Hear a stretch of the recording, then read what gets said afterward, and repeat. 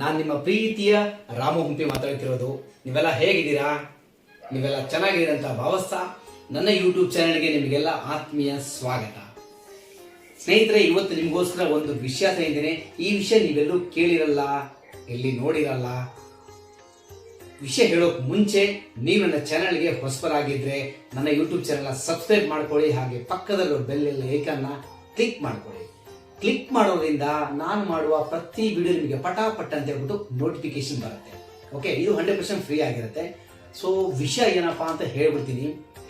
ಭಗವಾನ್ ವಿಷ್ಣುವಿನ ಅವತಾರಗಳು ಸಾಕಷ್ಟು, ರಾಮ, ಕೃಷ್ಣ, ಅನೇಕ ಕ್ಯಾರೆಕ್ಟರ್ಗಳು ನಾವು ಟಿವಿ ಸೀರಿಯಲ್ ಮೂಲಕ ಅಥವಾ ಸಿನಿಮಾ ಮೂಲಕ ಅಥವಾ ಓದೋ ಮೂಲಕ ಹಿಸ್ಟ್ರಿಯಲ್ಲಿ ನಾವು ತಿಳ್ಕೊಂಡಿದ್ದೀವಿ.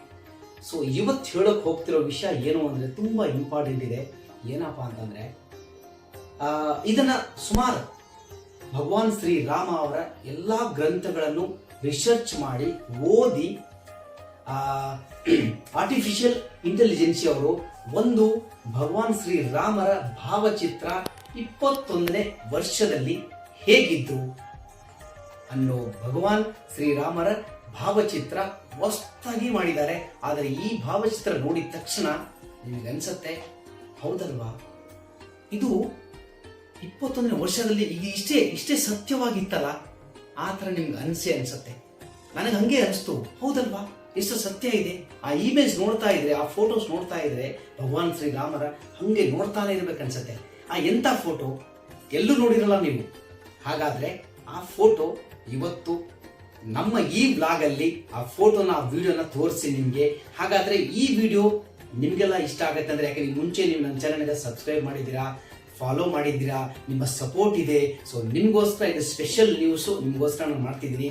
ಹಾಗಾದ್ರೆ ಇದು ಇಷ್ಟ ಆದರೆ ನೀವೆಲ್ಲರೂ ಶೇರ್ ಮಾಡಿ. ಹಾಗಾದ್ರೆ ಈಗ ಇನ್ಯಾಕಲ್ಲ, ಬನ್ನಿ ಆ ಫೋಟೋ, ಆ ವಿಡಿಯೋ ಹೇಗಿದೆ ಅಂತ ನೋಡೋಣ.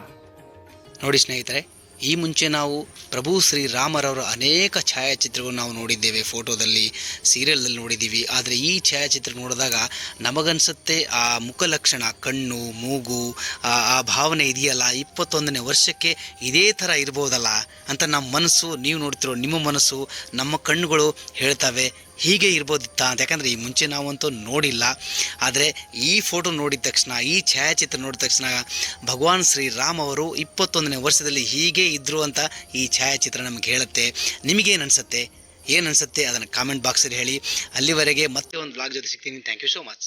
इन दिनों सोशल मीडिया पर प्रभु श्री राम की जो तस्वीरें वायरल हो रही हैं, दावा किया जा रहा है कि इन AI जनरेटेड तस्वीरों में भगवान राम की हूबहू छवि को उतार दिया गया है.